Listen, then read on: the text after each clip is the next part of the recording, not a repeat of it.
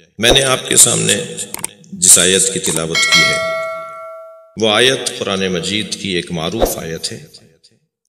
آیتوں کے نام ہیں، حدیثوں کے نام ہیں، اداروں کے نام ہیں، علاقوں کے نام ہیں، زمین و آسمان کو بھی اللہ نے نام دیا ہے، چاند سورج کو بھی اللہ نے نام دیا ہے۔ نام اس لیے دیا جاتا ہے تاکہ شناخت ہو جائے، پہچانا جا سکے۔ اور وہ جو ناموں کو شناخت کا ذریعہ قرار دیا ہے، ان عنوانوں میں ایک عنوان یہ بھی ہے کہ عیسیٰ کریمہ کا بھی ایک نام ہے، اور اس آیت کو آیہ مودت کہا جاتا ہے۔ یہ مودت والی آیت ہے، یا یہ لفظ مودت کی وجہ سے آیہ مودت ہے، یا یہ اہل دل کی وجہ سے آیہ مودت ہے۔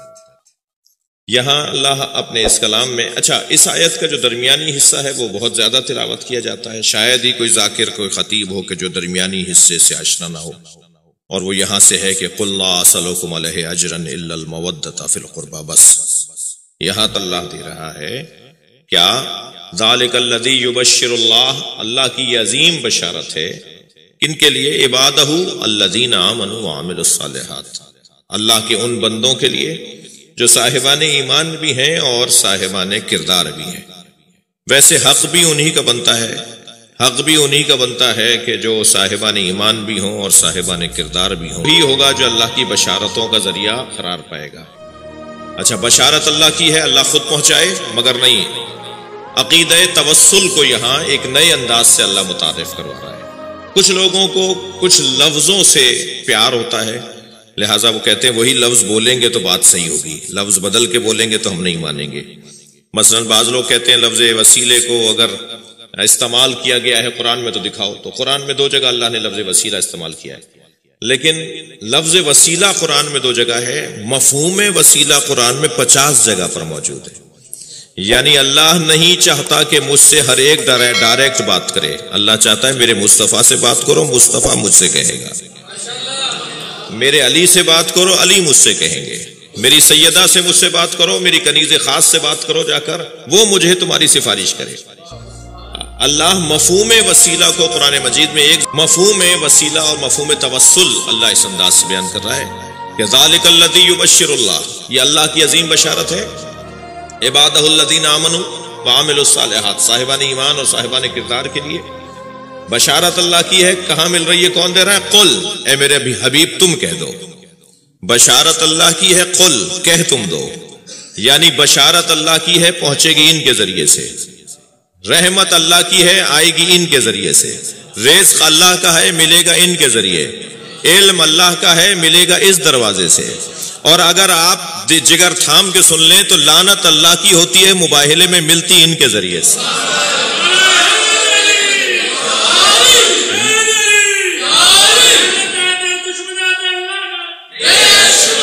اللہ کا علم ہے، العلم للہ، الغیب للہ، الرزق للہ، القدرت للہ، یہ تمام چیزیں اللہ کی ہیں۔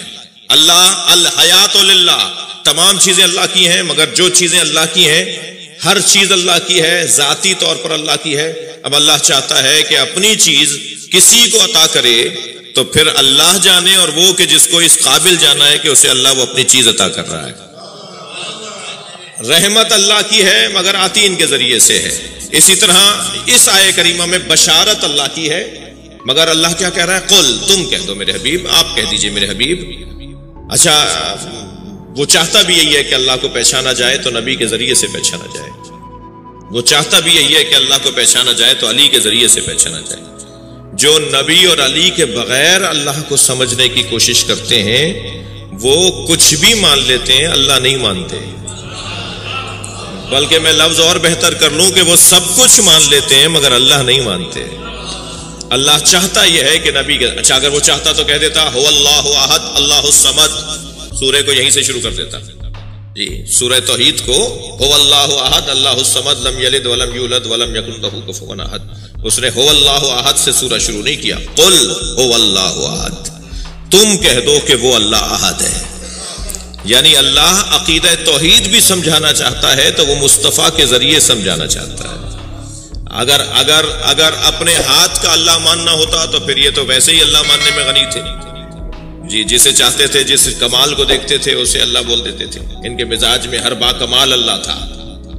کبھی سورج کو اللہ بولا انہوں نے اس لیے کہ انہوں نے کمال دیکھا ہے سورج میں.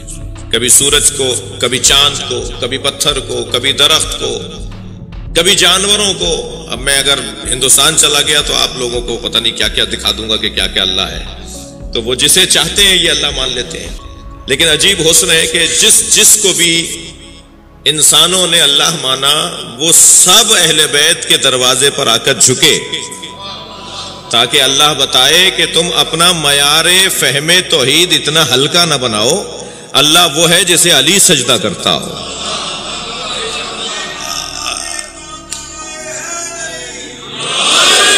لہذا یہاں اللہ کی بشارت مگر پہنچے گی سرکار کے ذریعے. کہہ دیجئے لا اسألکم علیہ اجرا الا المودۃ فی القربى، میں تم سے کچھ بھی نہیں مانگتا.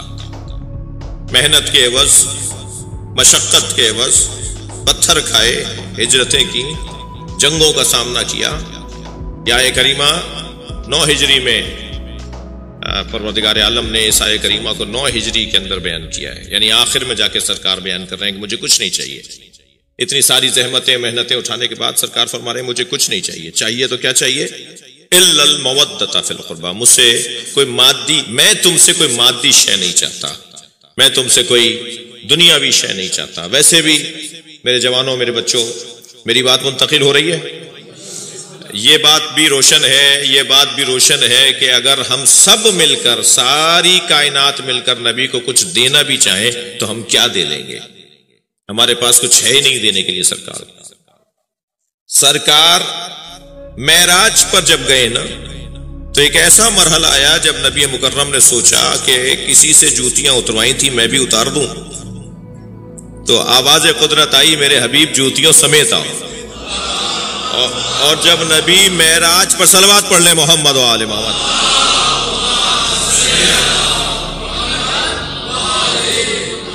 جب نبی معراج پر جوتیوں سمیت گئے نا تو اس مرحلے کو، اس منزل کو اللہ نے سورہ مبارکہ النجم میں یوں ارشاد فرمایا وَهُوَ بِالْأُفُقِ الْعَلَىٰ، میرا نبی سب سے بلند مقام پر تھا. یعنی نبی معراج پر سدرۃ المنتہا، قاب قوسین و ادنا، سب سے بلند مقام پر تھے مگر جوتیوں سمیت تھے.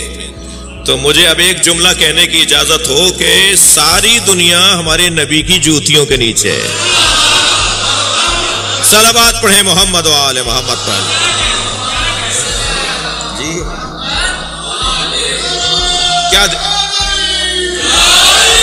کیا دے گی امت نبی کو بھائی؟ سب کچھ اللہ نے اپنے نبیوں کے پیروں کے نیچے رکھا ہے.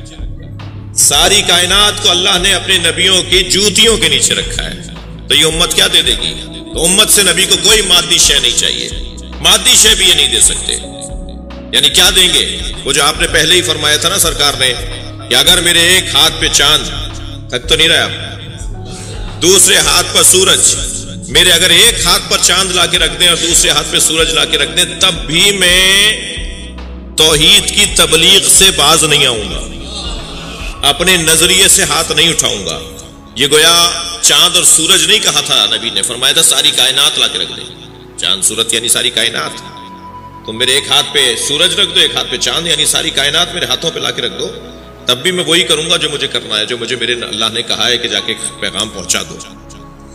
تو نبی کو کیا، کون کیا دے دے گا؟ ہم اور خاص طور پہ امتی کیا دے دیں گے نبی کو؟ لیکن سرکار نے مادی شے مانگی بھی نہیں ہے.